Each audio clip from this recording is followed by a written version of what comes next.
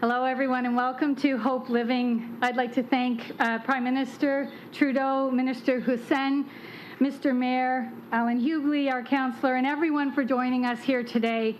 Welcome to Hope Living, one of 6 supportive housing residences proudly owned and operated by the Shepherds of Good Hope. My name's Deirdre Freiheit, and I'm CEO of Shepherds, and we're very pleased to be partnering with the federal government and the City of Ottawa on the Rapid Housing Initiative, which allows us to undertake 2 new supportive housing projects this year. The result will be new homes for 56 individuals who are currently experiencing homelessness.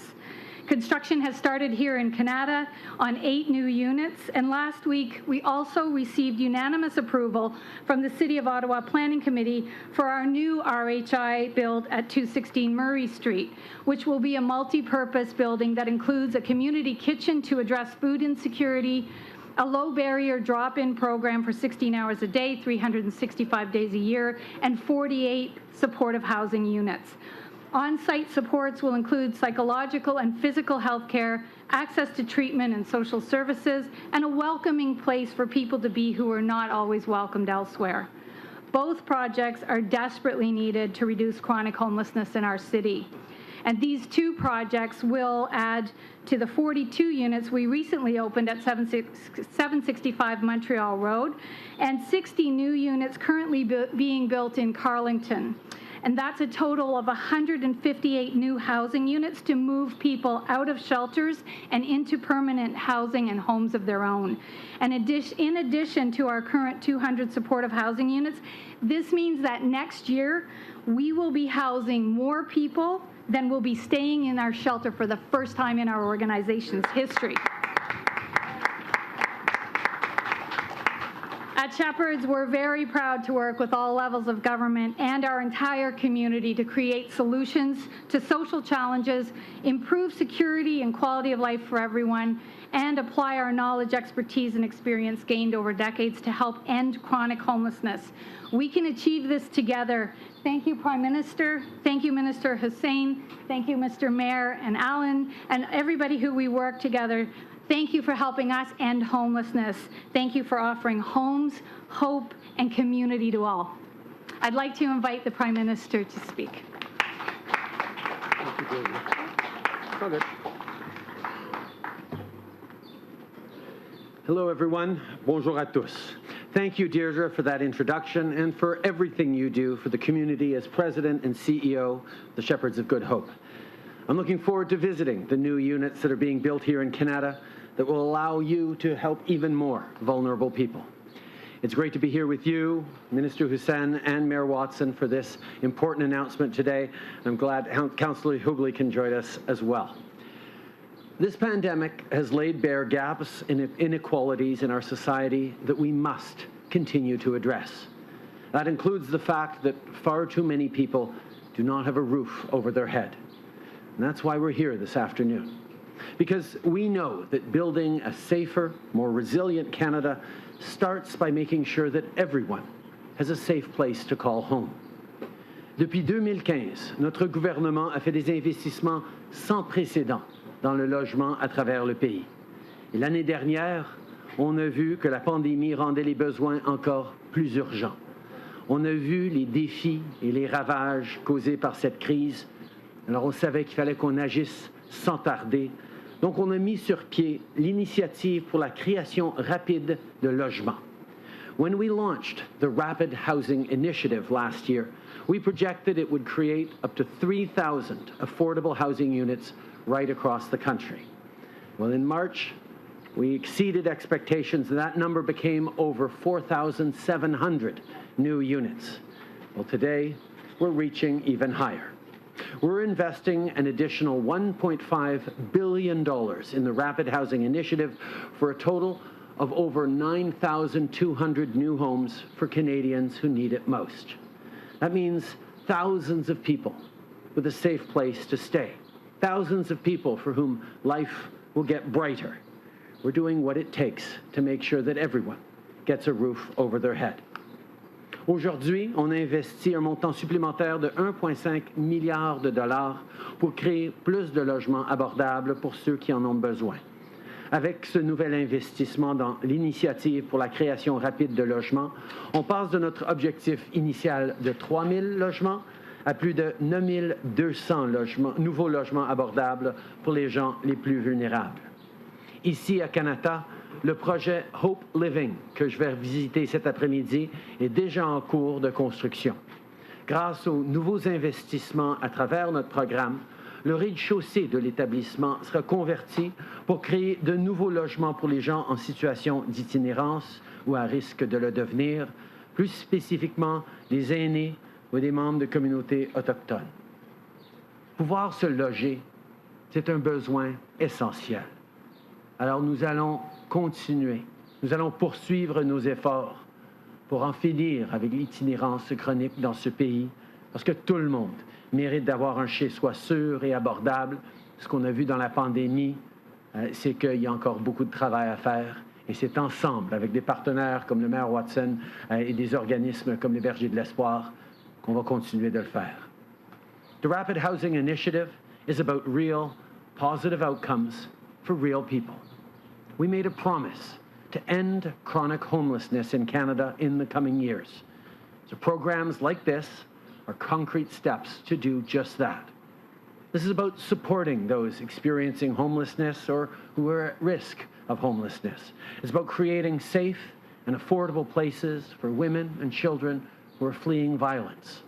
Unfortunately, we've seen a shadow pandemic on top of COVID-19, of violence against women, gender-based violence increase over this past year as people are forced to stay home to be safe in homes that aren't always safe. It's also about ensuring that we're there for seniors, for Indigenous peoples, for people with disabilities, for racialized Canadians, for refugees, and people from LGBTQ2 communities who have higher risks of vulnerability and need extra support sometimes, particularly in times of crisis. That's what our government continues to be focused on, and today is another example. For a different example, one of the ongoing projects that received funding through the Rapid Housing Initiative is a partnership with Atira Women's Resource Society in Surrey, BC. They're developing a modular housing apartment that will serve women experiencing homelessness, including Indigenous women, trans and two-spirit women, and women who are struggling with substance abuse. One of the most important transformative things that a government can do is invest in housing. My friend Adam Fawn often points out that housing isn't just a problem, it's also a solution. Because with a roof over their heads, people can live a better life. They can get a good job and support their family. It's good for our communities, it's good for our economy. It creates and supports good construction jobs, but mostly it creates opportunities for everyone. And it's part of our plan to create 1 million jobs to drive Canada's recovery. Rebâtir en mieux, c'est de faire en sorte que nos communautés soient plus en sécurité et que notre économie soit plus forte. C'est aussi de s'assurer que personne ne soit laissé pour compte. Avec l'annonce d'aujourd'hui, on poursuit nos efforts pour créer plus de logements abordables et plus d'emplois pour la classe moyenne, des éléments essentiels de notre relance et de notre avenir. Et on se rapproche de notre objectif d'éliminer l'itinérance chronique au Canada. Before I finish today, I want to say a few words first about the heat wave in Western Canada. The temperatures recorded this week are unprecedented.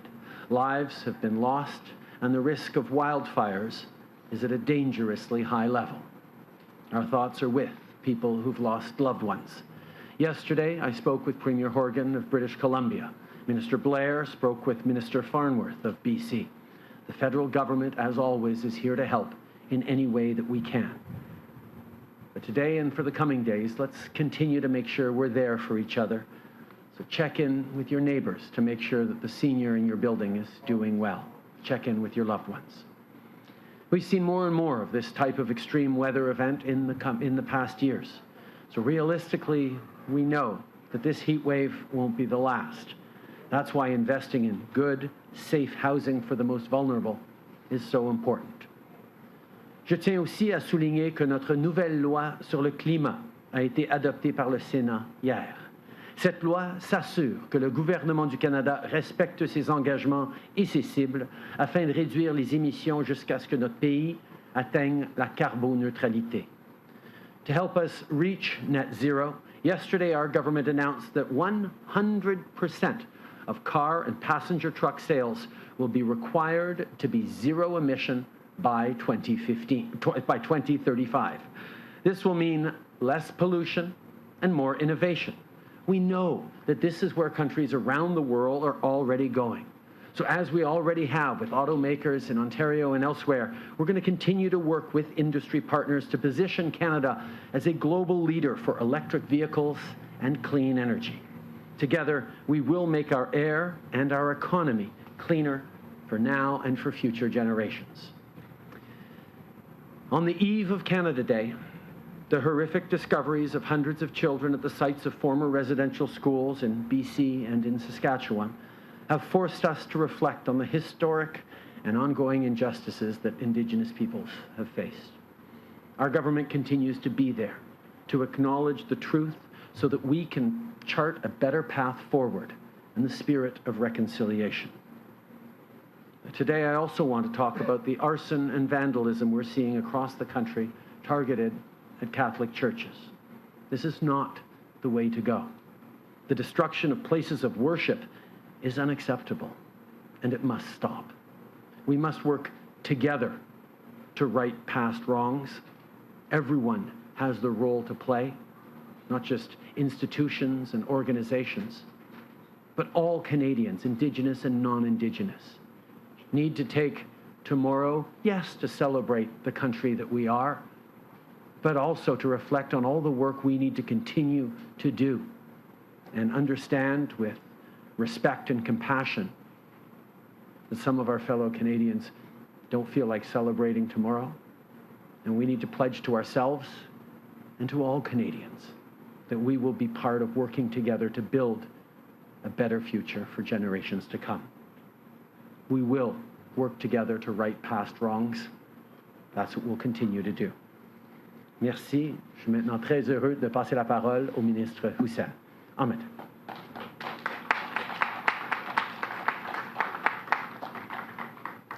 Thank you, Prime Minister. Merci, Monsieur le Premier Ministre.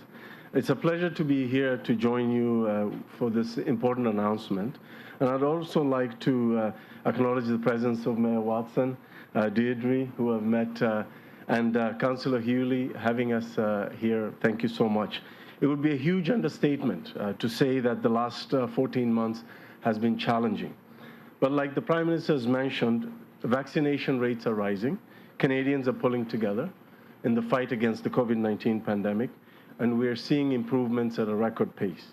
With Budget 2021 announced just a few weeks ago, we have a clear roadmap on the road ahead to a strong, resilient, more equal, more inclusive recovery.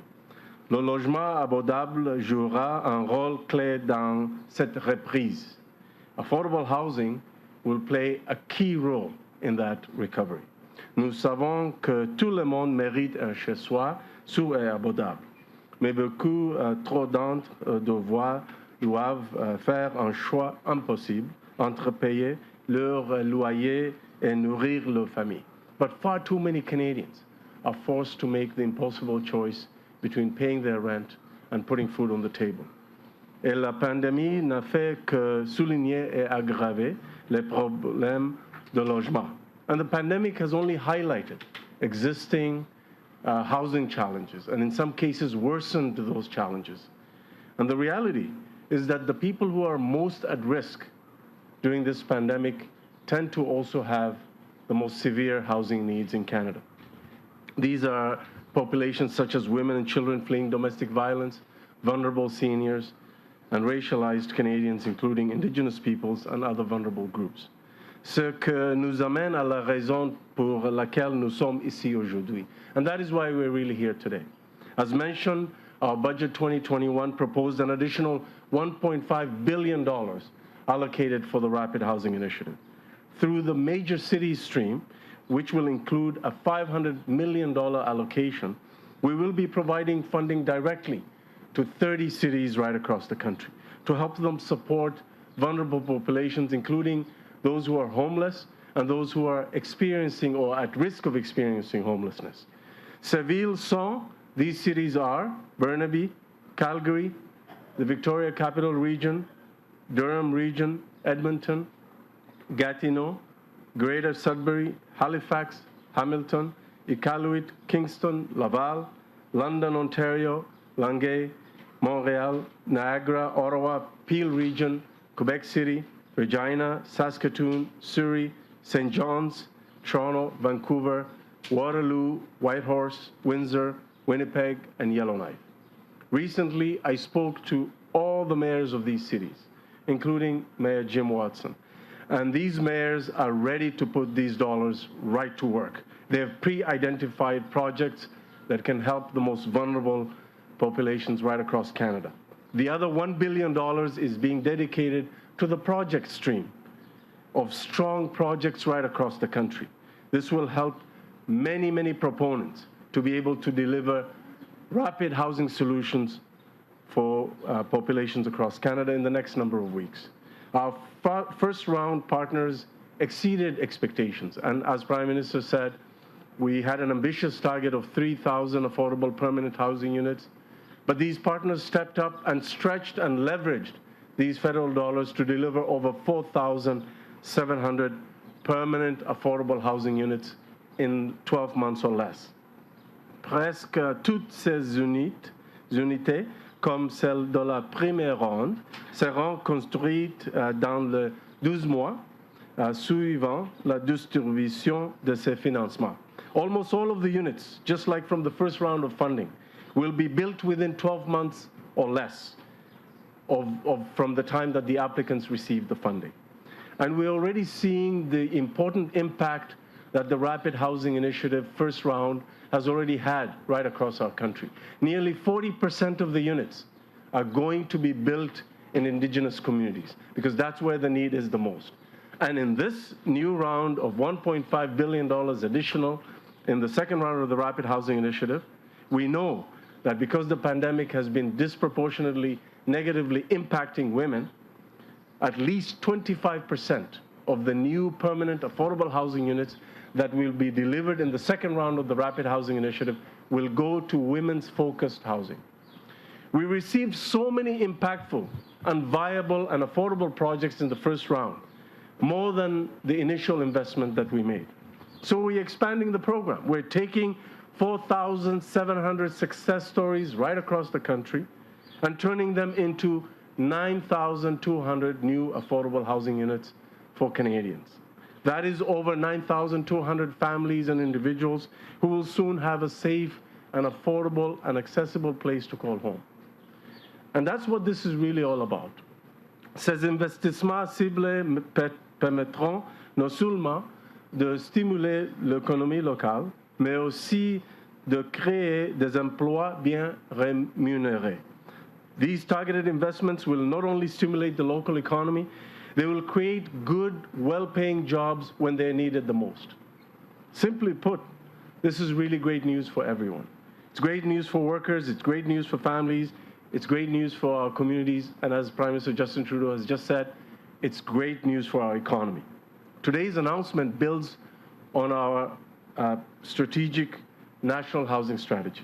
This 10-year plan has grown from over $40 billion investment to over $72.5 billion investment over 10 years.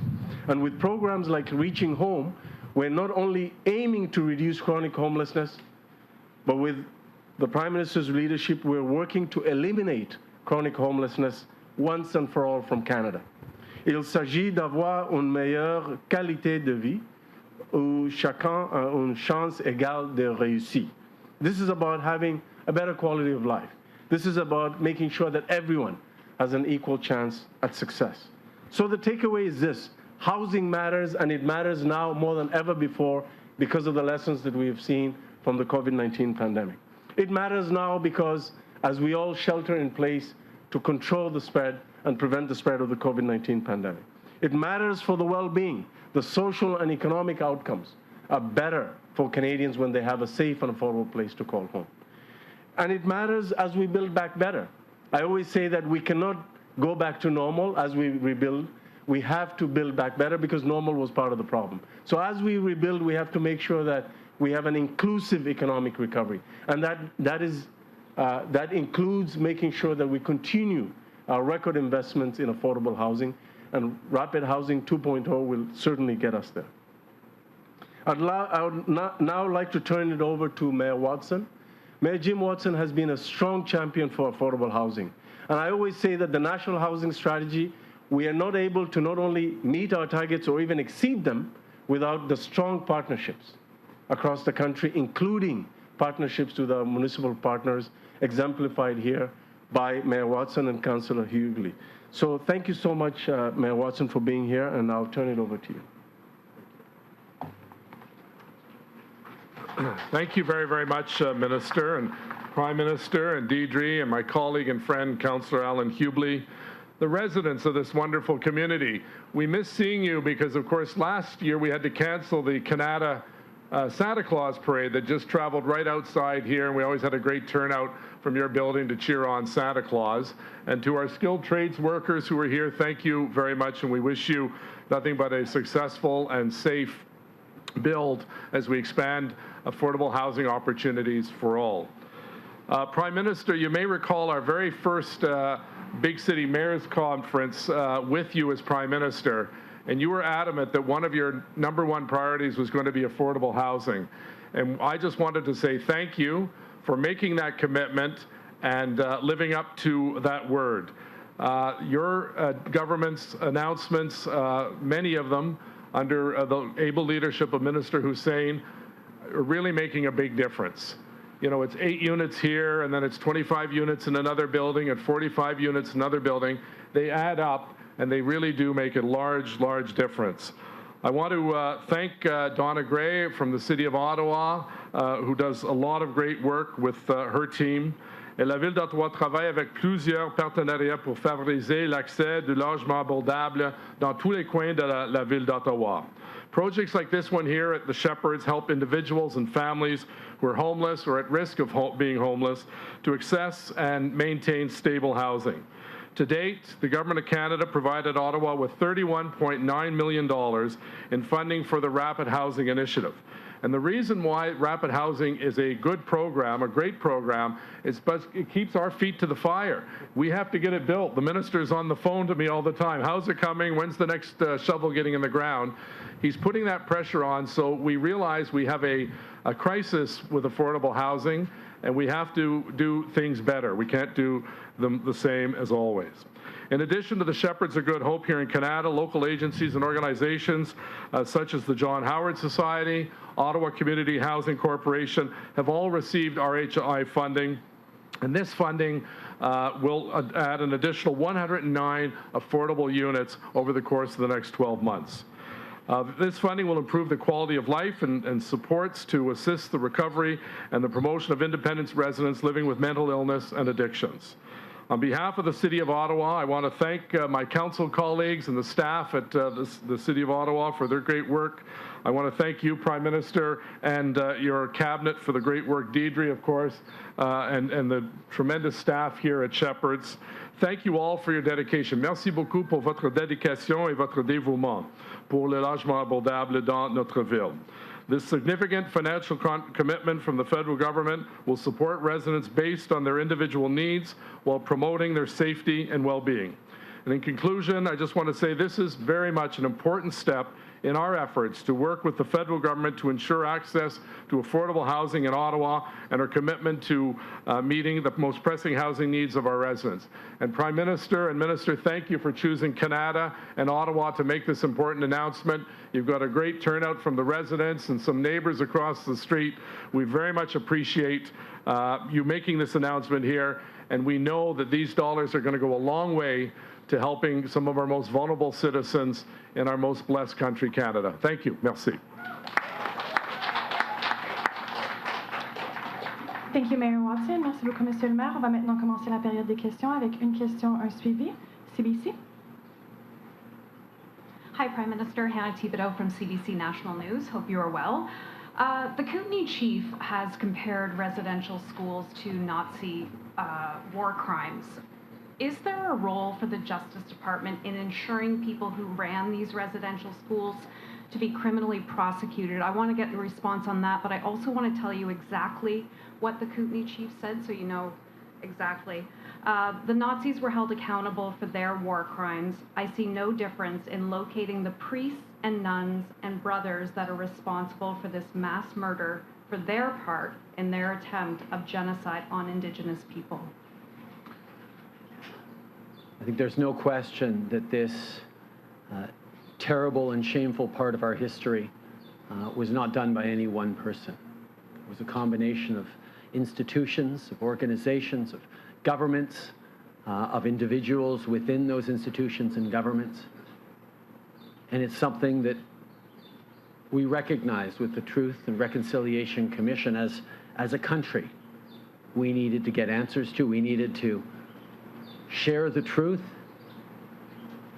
and talk about reconciliation and move forward on reconciliation. But the healing of the damages, of the intergenerational trauma, of the impact of decades of institutional enforced assimilation, of ripping kids from their families, from their cultures, from their language, and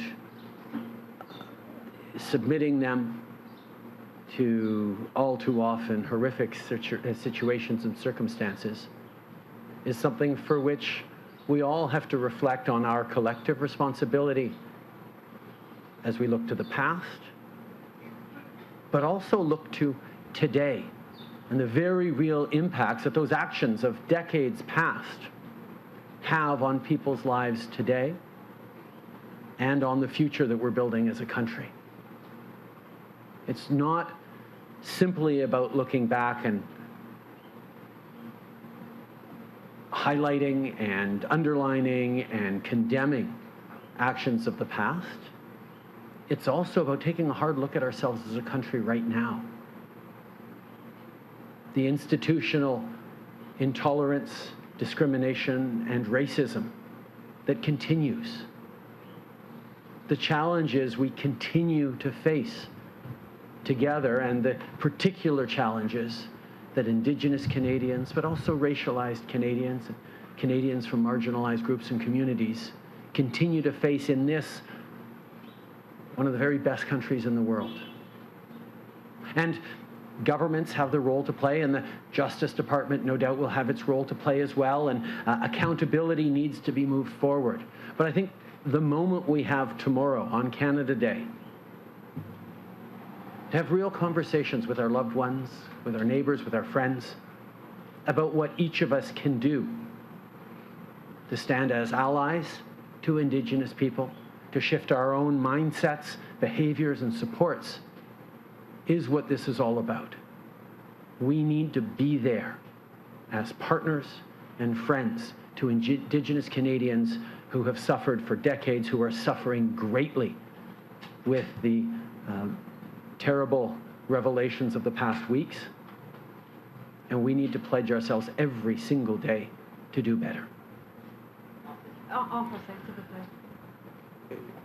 Je pense que la réflexion que nous devons avoir, c'est que ces événements horribles de notre passé, d'avoir enlevé des enfants de leur communauté, de leur famille, de leur langue, de leur culture, de les avoir soumis à des abus et de la négligence, ça fait partie de notre responsabilité pour le passé, mais c'est aussi une responsabilité présente que nous avons tous en tant que Canadiens.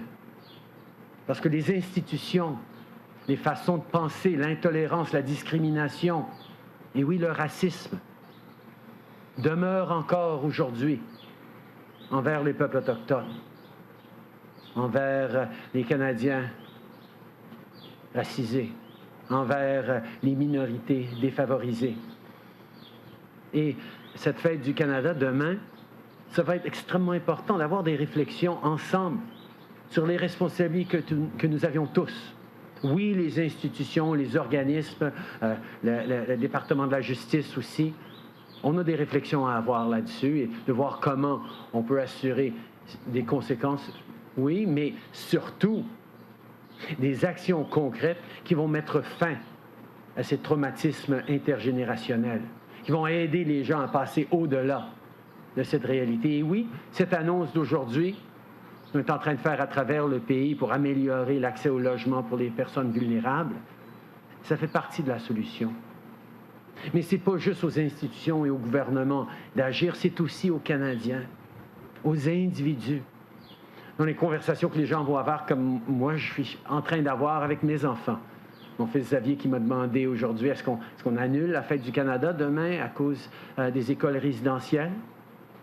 C'est des conversations que nous devons avoir pour comprendre la peine, la douleur et le moment de respecter cette douleur des autres qui va faire partie, oui, de nos célébrations qu'on va avoir demain, qui seront différentes certainement. C'est un moment de réflexion sur tout le chemin qu'on a parcouru, mais aussi sur tout le chemin qui nous reste à parcourir. Do you mind just saying that part about how you have a discussion with your children as well in English? I think one of the things that is going to be a characteristic of this Canada Day is a lot of conversations that people are going to be having with their friends, with their colleagues, with their loved ones, and with their kids. I got a text this morning from Xavier. I'm just coming out of quarantine. I haven't seen them yet in 2 weeks, so you'll forgive me for being a little bit shaky, and I'm so eager to see them. But Zav asked me if we were going to cancel Canada Day because of the residential schools. And I told him it's going to be a day where, yes, we will celebrate the great things about this country, but we will mostly reflect on the work that we all have to do as individuals and as institutions to be better, to be more like the country we like to imagine we are. As we celebrate, whether it's Stanley Cup victories, fingers crossed, or Olympic gold medal victories, or Canada Days, or other events that make us proud to be Canadians, we have to know that not everyone is going to be celebrating tomorrow, and understanding their pain and their anger, and reflecting on that and thinking about how each of us can commit ourselves, not just by voting for a government that's willing to do it, but each of us in our daily lives can say, this is part of my problem too, my responsibility too, as a Canadian, to think about how I can bend this curve towards justice, towards reconciliation. That's what this Canada Day, I think, will be about for a lot of families. It's certainly what it's going to be about for my family. Thank you for repeating that, sir. Indigenous leaders, as you well know, are planning a trip to the Vatican in December to try to convince the Pope to come on Canadian ground and apologize. How meaningful would that apology be if there is no further action from the Church? I think the Catholic Church is in the midst of serious reflections on how it needs to move forward, how it needs to respond to not just Indigenous people who have questions and reflections, but for Indigenous Catholics and indeed non-Indigenous Catholics across the country, like me, who are wondering and hoping that our church is going to step up and recognize its role, its responsibility, and its continued need to do more. That's what people are expecting. I think it is a good piece of news that there are going to be meetings with Indigenous leaders with His Holiness. There have been meetings in the past with popes. I really hope that this time it will lead towards the Pope coming onto Canadian soil and apologizing directly for the responsibility that the Catholic Church shares in this part of our history.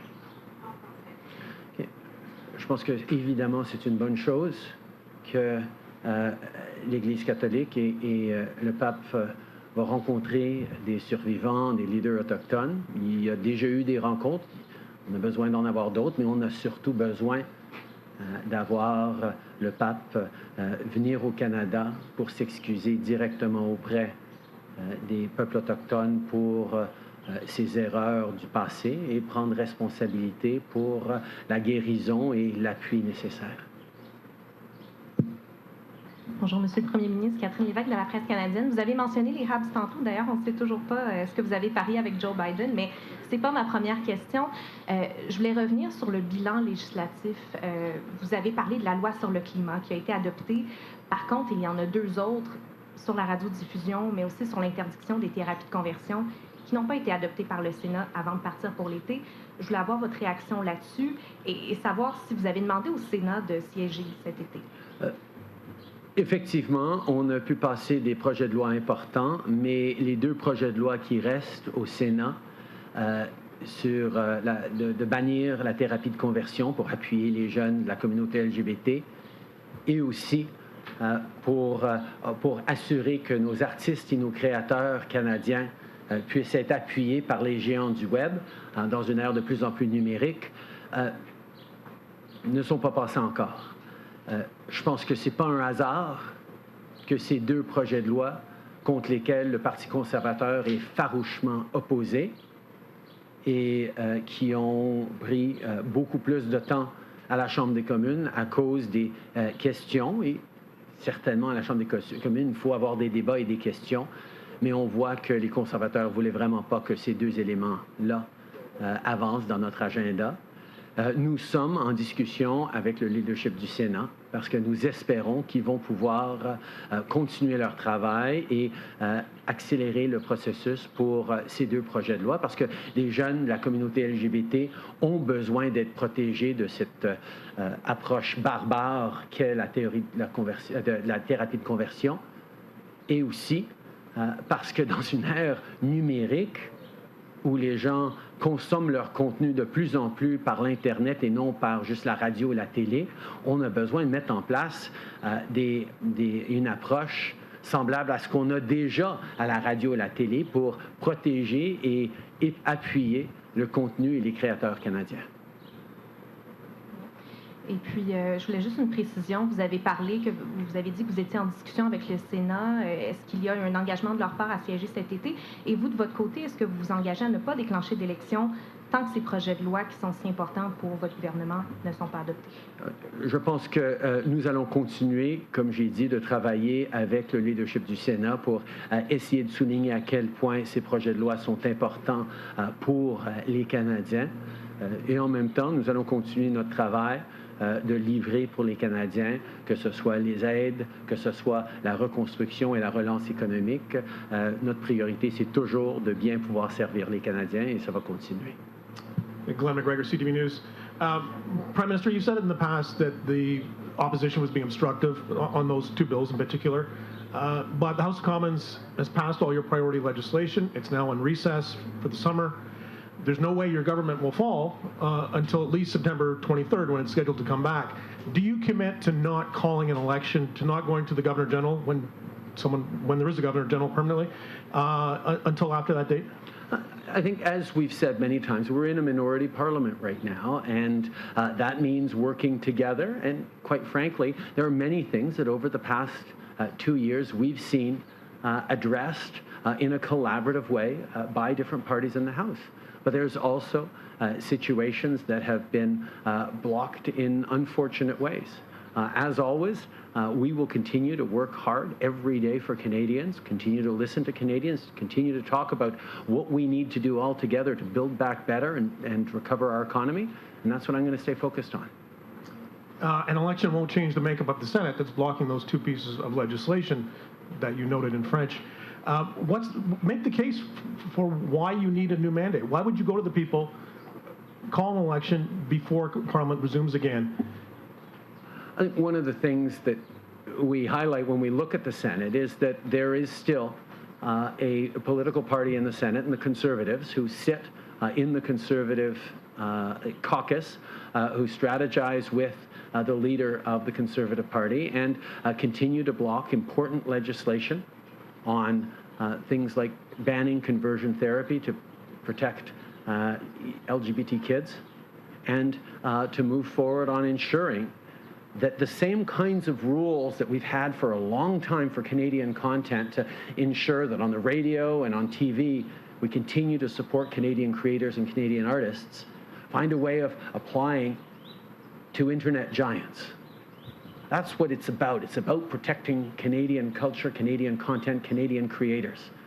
And again, unfortunately, the Conservatives, including members of the Conservative Party in the Senate, continue to show concerns about these legislations and oppose these legislative changes, but we're going to continue to work to keep supporting Canadian artists, to keep supporting the LGBT community in this country. Bonjour, Monsieur Trudeau, Christian Noël de Radio-Canada.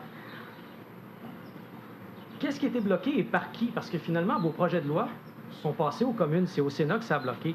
Comment est-ce que vous pouvez blâmer l'opposition alors que c'est vous qui avez le contrôle de l'agenda en grande partie? Pourquoi c'est la faute de l'opposition? Justement, Christian, ce que tu soulignes, c'est que on a pu avancer avec beaucoup d'éléments de notre agenda, mais quand vient temps de regarder pour la thérapie de conversion, quand on a regardé les jeux et l'obstruction qui a été jouée sur l'appui pour nos artistes par le Parti conservateur, on est arrivé à la fin de la session parlementaire avec pas beaucoup de mouvements sur ces deux projets de loi et le Parti conservateur savait très bien qu'ils allaient pouvoir tuer ces deux mesures-là au Sénat. C'est pour ça que nous allons continuer de travailler avec le leadership du Sénat pour voir s'il y a moyen d'avancer pour protéger les jeunes de la communauté LGBT et protéger nos artistes à travers le pays dans une ère de plus en plus numérique. Donc, si je comprends bien, vous voulez que le Sénat siège plus longtemps. Avez-vous déjà présenté une demande? Et est-ce que vous vous engagez, parce que vous n'avez pas répondu à la question, à ne pas déclencher d'élection tant que ces projets de loi-là n'auront pas été adoptés? Parce que c'est pas clair. Je pense que les gens comprennent très bien que nous allons continuer de travailler pour essayer de protéger les Canadiens, protéger les artistes, protéger la communauté LGBT. Et nous sommes en train de discuter justement de ça avec le leadership du Sénat. Par rapport au travail que nous allons continuer à faire, on voit qu'il y a des approches extrêmement différentes entre les différents partis pour la relance économique. On voit très clairement que les conservateurs pensent qu'on a trop fait pour appuyer les Canadiens pendant cette pandémie. Je suis profondément en désaccord. On a fait une promesse d'être là pour les Canadiens et on l'a été.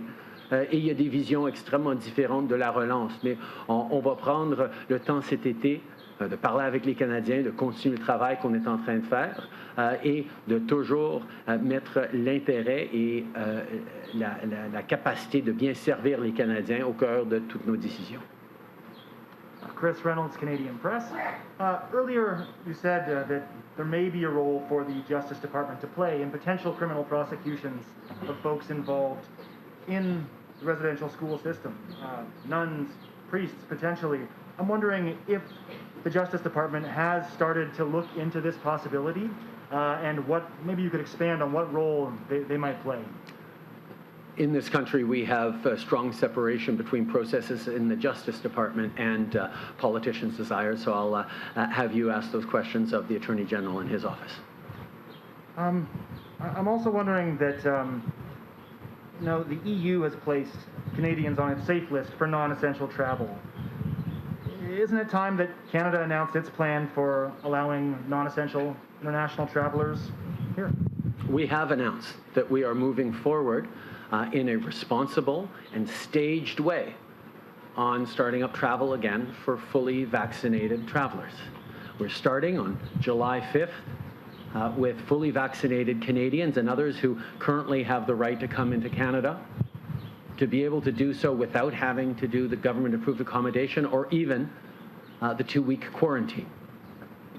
Once we've done that, we're going to watch carefully both the volumes increase at our airports and the safety of Canadians and the caseload around COVID-19, and we will take next steps, which we've already said will involve opening up to more travelers from around the world.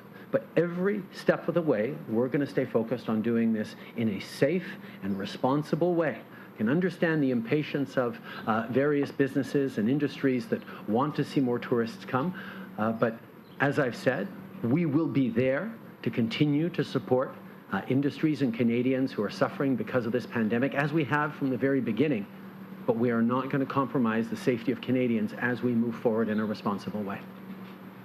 David Aiken, Global News. Good afternoon, Prime Minister. Good to see you out of all cleaned up and out of quarantine there.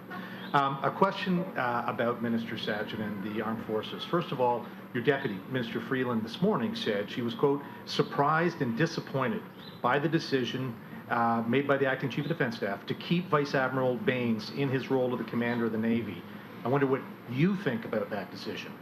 I think, first of all, we need to remember that every decision that we take, that is taken around the armed forces, needs to place survivors and women and men who serve at the very center of all those decisions. The senior leadership of the armed forces, it's not an exaggeration to say, has lost a significant amount of the trust, not just of Canadians, but of people who've served in the armed forces. And I understand the decision around the Commander of the Navy was taken by the Chief of Defence Staff and within the proper chain of command. But I also know that not just the Deputy Prime Minister, but many women and people I've talked to are disappointed that this further demonstrates the work that the military and the military's leadership needs to do to regain the trust of Canadians, because there is such a deep need for real and substantive culture change and change in actions and attitudes in the military that Canadians are watching very, very carefully every decision they make. And as I mentioned, I think we have to come back to Minister Sajjan. It's pretty clear that the generals just don't have any respect for him. It may or may not be his fault, but there's clearly, they're just doing really whatever they want. And then we find out Minister Sajjan had to relieve an aide of his duties who had a history of sexual misconduct.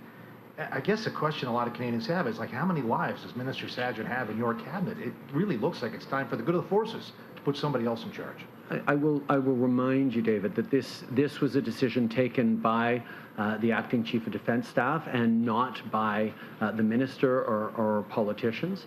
And Minister Sajjan, through his service as a police officer and as a member of the armed forces, has stood against the Old Boys Network every step of the way and has had regular challenges with them throughout his career. And as Minister, continues to be dedicated to fighting discrimination and intolerance and a culture of toxicity that continues to tolerate misogyny in the military.